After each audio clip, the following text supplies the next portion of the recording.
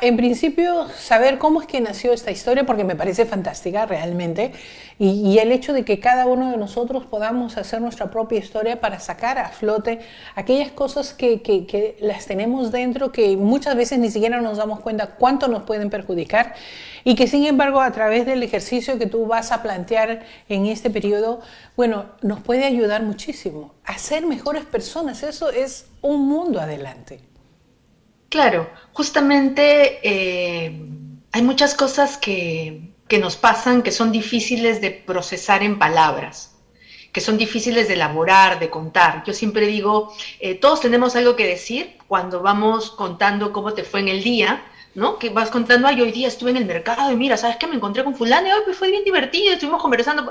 Hay cosas que son muy fáciles de contar, pero hay otras que se te hacen como nudito en la garganta, ¿no? Aflora una lagrimita en el ojo. O sea, hay cosas hay situaciones, recuerdos que vienen con dolor y allí Ujú. siento que hay un trabajo, hay un trabajo por hacer antes de narrar y en esos momentos es que surge la llave hacia la imaginación, hacia la creatividad y a la metáfora para poder, y al símbolo para poder hablar de eso sin hablar de eso, pero al mismo tiempo darle un canal de expresión, porque necesita ser dicho, Ujú. ¿no? Necesita ser expresado, necesita ser verbalizado, y es como los sueños, ¿no? O sea, cuando dormimos, el inconsciente nos dice muchas cosas a través de imágenes, ¿no? Y a través de esas imágenes va liberándose la carga de todo lo que necesita ser dicho y lo dice a través de imágenes.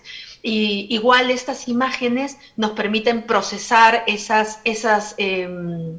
registros que hemos hecho de experiencias dolorosas, ¿no? Entonces, cuando tenemos una herida, un dolor de la infancia, porque usualmente trabajamos sobre esto que nos pasó, ¿no? O Ujú. del pasado, no Claro. necesariamente de la infancia, pero del pasado, ¿no? Es difícil hablar de ello, entonces Ujú. cuando lo trabajamos a través de estos cuentos, que yo les llamo terapéuticos porque nos alivian, ¿sí? Es más fácil poderlo nombrar, decir, sacar, externalizar, resignificar y sentir este alivio, ¿no? ¿Y cómo nació? Nació a propósito de mi tesis, ¿no? Yo Ujú. estudié en la formación de terapia de artes expresivas y allí surgió el tema de que me daba cuenta de que los cuentos, además de divertirme y de entretenerme y de disfrutar de ellos y de volar con la imaginación y la creatividad, algunos me hacían sentir muy identificada y algunos me conmovían y algunos me hacían llorar y era como,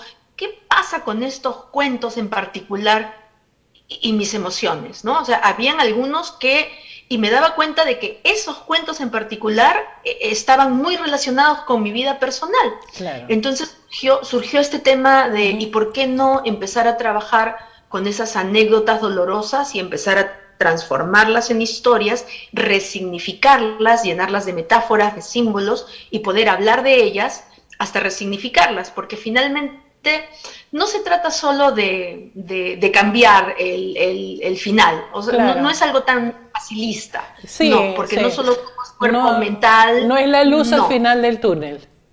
No se trata solo de cambiar, No. Ujú. me fue mal y ahora me va bien. No es un facilismo de ese tipo, ¿no? Ujú. Es más un proceso en el cual se involucra el cuerpo mental, sí, Ujú. pero también el emocional, el energético, el físico.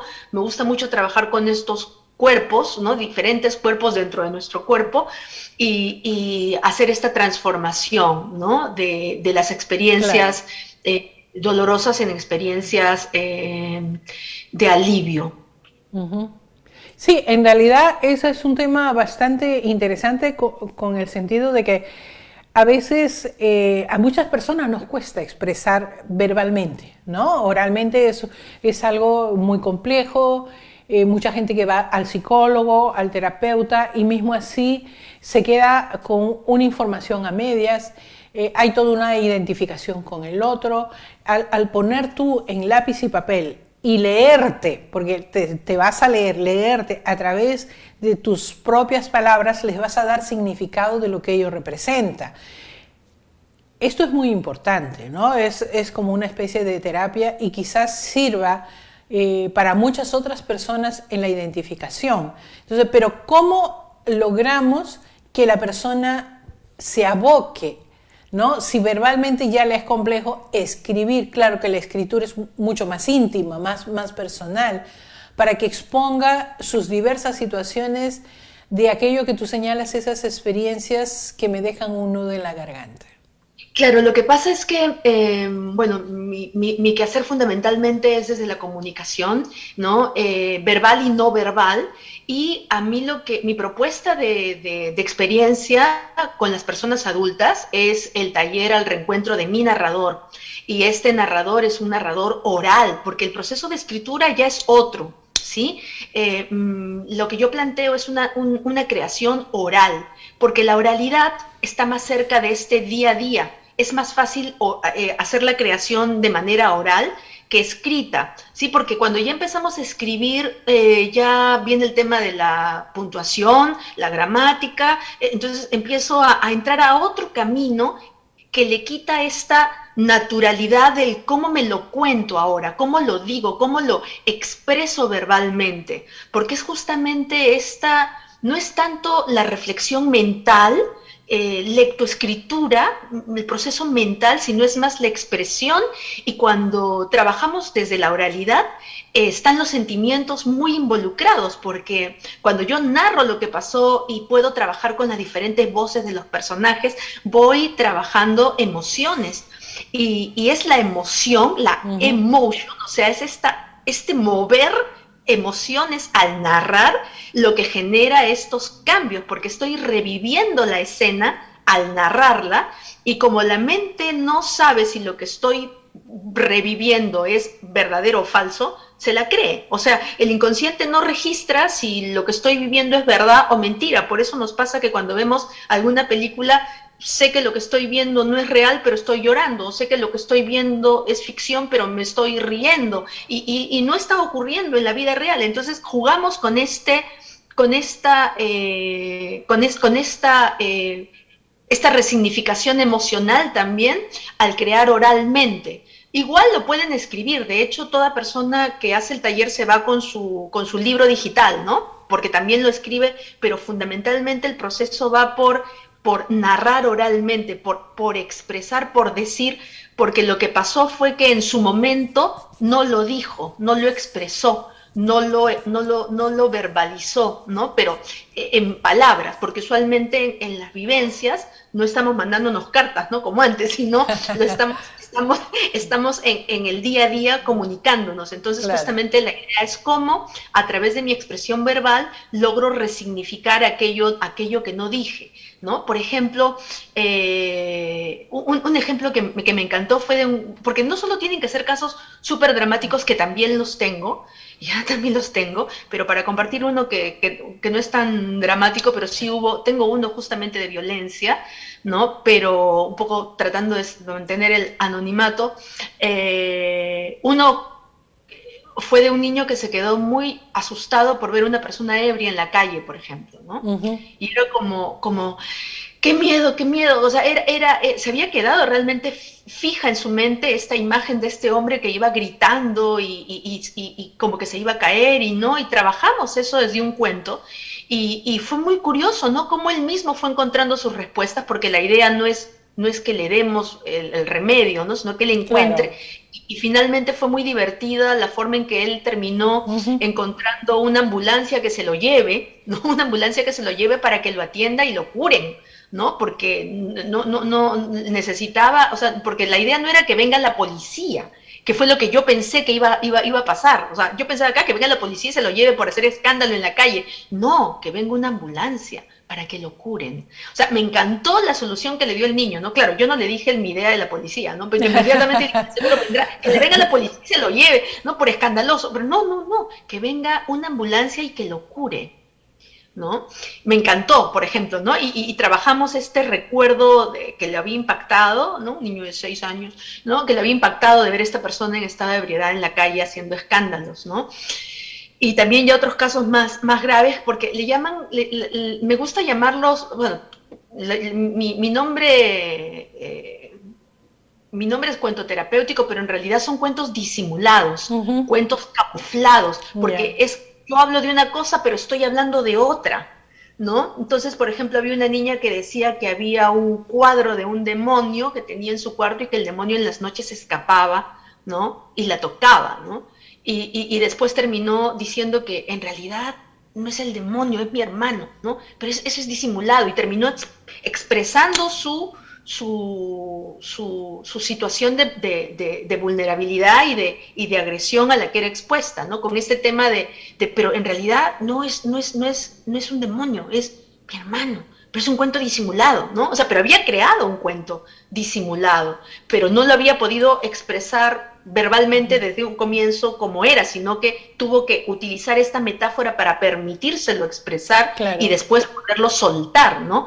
Entonces, qué importante estos caminos simbólicos, metafóricos, para permitirnos hablar, y cuando ya sientes esta soltura, ya se puede ir elaborando, acompañando.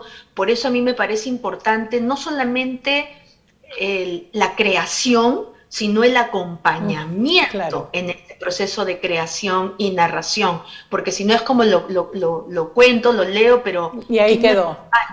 ¿quién me Claro. acompaña en esa lectura, en esa narración? ¿No? Y sí van surgiendo estos ejemplos, o personas adultas que recuerdan, ¿no? Episodios de dolor. Yo misma ahora tengo aquí mi escenografía del próximo cuento que voy a estrenar el 16 de octubre en la Caja Negra, ingreso gratuito del Teatro Municipal de Lima, de La Pacha a la Olla se llama, y también resignifico muchas heridas de infancia, Claro. ¿no? De cuando yo quería ayudar en la cocina y me decían, no, ándate a leer, a estudiar, tú ándate a leer, a estudiar, ¿no? O sea, es como que estudiar era más importante que ayudar en la cocina, y había todo un tema pero yo quiero ayudar porque se veía tan bonito cocinar que yo quería ayudar, y no, ándate, y yo resignifico en esta obra esa sensación del personaje que se siente como yo no era tanto es más importante que estudie, sino yo no sirvo para esto, ¿no? O yo no puedo hacerlo. Y qué interesante ver cómo a través de la resignificación puedes como hacer un duelo con la experiencia del pasado, pasar por las 5 etapas del duelo, ¿no? Negación, tristeza, confrontación, negociación, ¿no? Hasta rabia, y finalmente la aceptación, y luego esta resignificación. Claro. Es como hacer un duelo con el pasado, ¿no? Y resignificarlo, porque finalmente tú decides, ¿no? O sea, no puedes cambiar el pasado, pero sí puedes decidir cómo recordarlo. Claro. ¿No? Y puedo recordarlo desde el perdón, o puedo recordarlo desde la rabia, y finalmente es a mí a quien no le aporta, ¿no? Cierto. Bueno, nosotros seguimos pensando pues en estas elecciones que se nos vienen el 2 de octubre. ¿Qué recomendaciones les darías primero a los candidatos y después a las autoridades, justamente pensando en el taller? O sea, ¿cómo los enganchamos para que ellos hagan una reflexión de sus vidas y realmente puedan ver su pasado, el presente que ofrecen hoy, y qué es lo que podrían darle a futuro a tantos niños y niñas que sufren en estos momentos tanta violencia intrafamiliar y fuera de la familia? Mira, hay una autora que a mí me gusta mucho, se llama Anne Anselin, y ella dice que lo que no se ha expresado con palabras se expresa después en dolores, ¿sí? Y entonces yo creo que todo lo que no es dicho, finalmente después se somatiza, porque necesita igual expresarse. Entonces, si no se expresa por la vía de la comunicación, que es la que tenemos los seres humanos, se termina somatizando. Entonces, finalmente, pareciera ser como algo trivial, algo como que, usualmente las artes somos, como se dice, el hermanito menor del grupo, ¿no? Entonces es como que, no importa, pero finalmente todo este tema de la creatividad, la posibilidad de imaginar, el acceso al arte, ¿no? Es importante justamente para que las personas podamos ver que hay otras posibilidades de vida, otras posibilidades de crear, otras formas de ser y estar en el mundo, y esto te hace prevenir. O sea, creo que es una inversión en medicina preventiva. Yo le llamo medicina preventiva. O sea, el invertir en el bienestar de las personas, el invertir en esta capacidad de que puedan creer para crear, ¿no? O sea, cuando tú crees que hay otras posibilidades de vivir, puedes crearlas y materializarlas en la vida. Entonces yo lo que recomendaría es eso, ¿no? Ujú. Que no desestimen la capacidad del arte para poder creer en que otras posibilidades son posibles para que se puedan materializar en otras formas de vida y que justamente se genere esta cultura de la prevención y no de la atención a parches de lo que ya no se puede manejar porque es Ujú. abrumador, ¿no? Claro. Entonces, ¿cuántas situaciones de riesgo se pueden prevenir si trabajamos desde la prevención y el arte, que lo dice todo de una manera divertida, no con el sermón y tienes que hacer esto porque si no, mira, ¿no? ¿A quién le gusta que le digan las cosas Ujú. así? Pero si te las dicen desde la risa, desde el humor, desde el afecto, se vuelve agradable, ¿no? Cierto. Por ahí iría mi Yo consejo. quisiera pues que nos hables un poquito de este proyecto, ¿no? ¿Cuándo empieza? ¿Quiénes pueden registrarse? Porque de verdad hacer este cuento terapéutico me parece fantástico. Que cada quien se cuente su historia para ver nuestras realidades y somos hoy lo que somos porque nuestro pasado y las experiencias que hemos vivido nos han transformado en los que somos. O sea, ¿cuándo comienzas? ¿Quiénes pueden participar? ¿Tu Bueno, página? sí, claro. Bueno, me encuentran en TikTok, en Instagram, en Facebook como Maite Cortés Santana.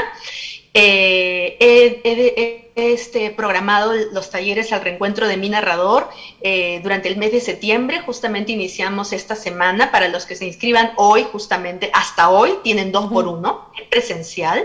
Es para personas mayores de 18 años, justamente interesadas en explorar en sus habilidades comunicativas, en sus recursos expresivos, aquel tema que justamente se les hace difícil de elaborar, de trabajar, ¿no? Del que no quieren hablar y que justamente por trabajarlo desde la metáfora y de lo simbólico les va a generar este bienestar de poder procesarlo y trabajarlo y nombrarlo, que es lo importante, ¿no? Claro. Porque finalmente es una alternativa de prevención, de que esto no siga expresándose de otro camino, finalmente terminamos somatizando, porque necesita expresarse igual ese malestar, ¿no? Y Cierto. bueno, es en el mes de septiembre y como les digo Sí. hasta hoy, 2 por 1 para los interesados.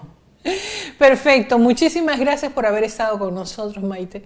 De verdad, siempre es muy grato poder conversar contigo y tus nuevas inventivas y tus nuevos trabajos y yo debo decir, tu gran creatividad para desarrollar en historias, en situaciones que ayudan a aquellos que necesitamos. Gracias por haber estado con nosotros. Gracias a ustedes por la invitación. Un abrazo de cuento. Un abrazo, gracias.